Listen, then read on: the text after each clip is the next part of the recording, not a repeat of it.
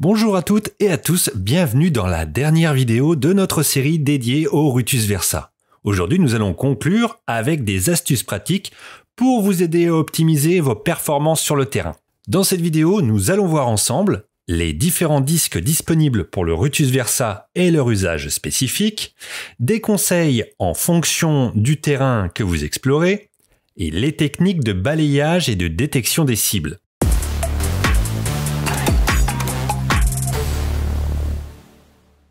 On commence tout de suite avec les disques et comment choisir le bon en fonction de vos besoins. Le Rutus Versa propose 3 disques, chacun conçu pour des usages bien spécifiques, en fonction du terrain et des objets que vous recherchez. Voici les 3 disques disponibles. Le disque de 28 cm, le disque de 23 cm et le disque elliptique de 24 par 16 cm. On va les détailler ensemble pour comprendre leur force et leur utilisation idéale. Commençons par le plus grand des 3, le disque de 28 cm. C'est le disque le plus puissant capable de détecter des cibles à des profondeurs importantes. Il offre environ 15% de puissance supplémentaire par rapport au disque plus petit. Mais quand est-ce qu'on peut l'utiliser ? Eh bien, il est idéal pour les terrains ouverts et peu pollués, comme les plages, les champs ou les forêts. Grâce à sa grande taille, il permet de couvrir une large surface de détection, ce qui est parfait pour des recherches rapides et profondes.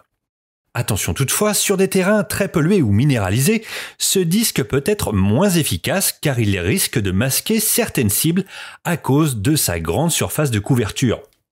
Passons maintenant au disque de 23 cm qui est un excellent choix pour les terrains pollués ou minéralisés. On l'utilise sur des terrains encombrés de déchets métalliques où il faut être capable de distinguer les bonnes cibles des ferreux. Sa taille plus compacte le rend beaucoup plus sélectif, ce qui signifie qu'il peut mieux discriminer les cibles dans un environnement complexe. Contrairement au disque de 28 cm, il surmonte les obstacles liés à la pollution.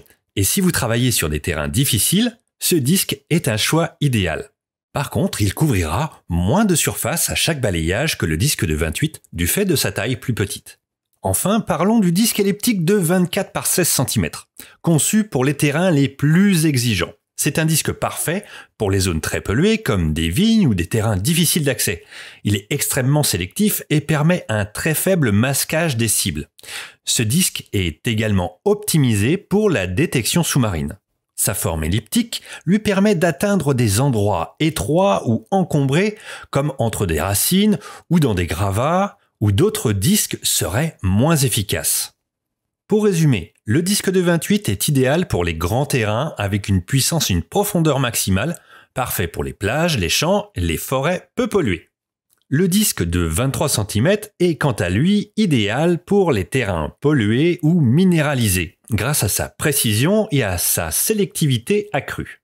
Et enfin le disque elliptique 24 par 16, il est conçu pour les terrains extrêmes et il excelle dans les zones compliquées, polluées et même sous l'eau. Maintenant que nous avons vu les caractéristiques et les avantages des différents disques, passons à quelques astuces pour détecter efficacement sur différents types de terrains. Avant de parler des techniques spécifiques, il est important de rappeler une chose. Chaque terrain a ses particularités et elles influencent directement vos résultats. Parfois, l'absence de signaux n'est pas due à votre détecteur ou à vos réglages, mais aux conditions du terrain. Humidité, type de sol, heure de la journée ou même ensoleillement. Un exemple concret. Après une pluie, la conductivité du sol s'améliore considérablement, permettant à votre détecteur de repérer des cibles plus profondément. Donc sur le même terrain, avec les mêmes réglages, votre détecteur sera plus performant avec une terre humide. Je vais vous présenter les différents types de terrains et leurs spécificités. Commençons par un terrain fréquemment rencontré, le champ fraîchement labouré ou travaillé. Les champs fraîchement labourés présentent un terrain irrégulier. Après un labour profond, le sol est formé de sillons, ce qui rend la surface inégale.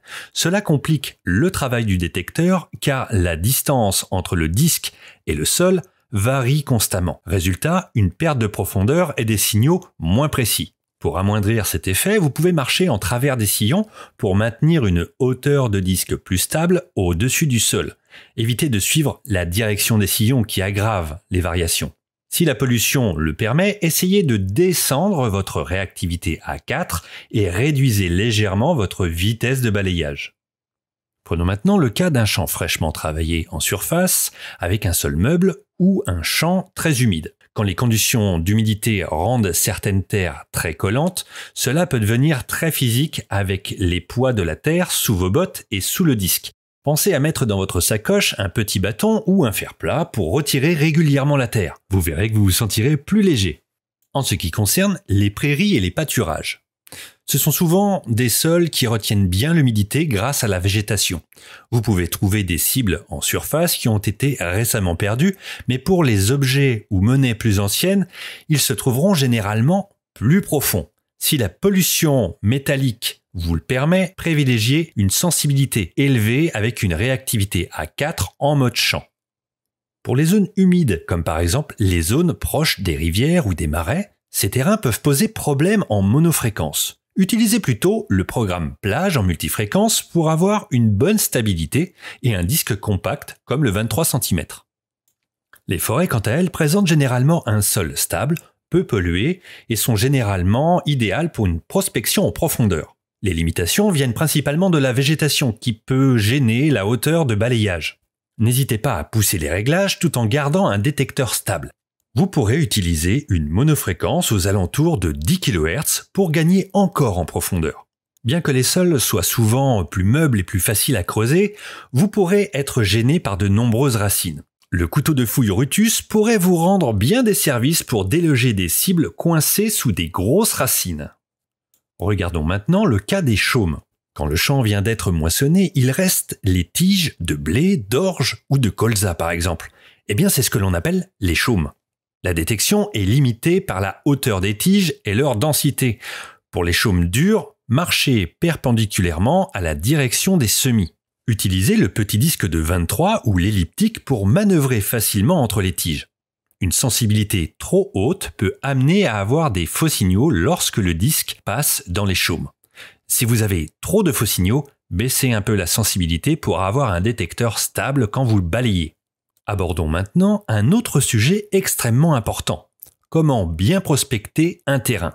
Plus que le matériel, c'est votre méthode et votre organisation sur le terrain qui feront la différence. La clé pour faire des découvertes ne réside pas uniquement dans l'équipement, mais votre manière d'approcher un terrain pour le lire et l'explorer. Préférez toujours un parcours organisé à un parcours désorganisé. Un parcours désorganisé, marché au hasard, risque de vous faire passer à côté de nombreuses cibles. À l'inverse, un parcours structuré avec des allers-retours réguliers et des balayages soignés vous permettra de couvrir un maximum de terrain de manière efficace. Maintenez une hauteur constante le plus proche possible du sol. Faites attention à ce que votre disque soit tout le temps parallèle au sol. Un balayage en cloche vous fera détecter uniquement là où le disque est proche et parallèle au sol. Vous ne couvrez donc qu'une petite zone devant vous. Concernant la vitesse de balayage, lorsque vous avez une réactivité à 5, soyez dynamique lors de votre balayage.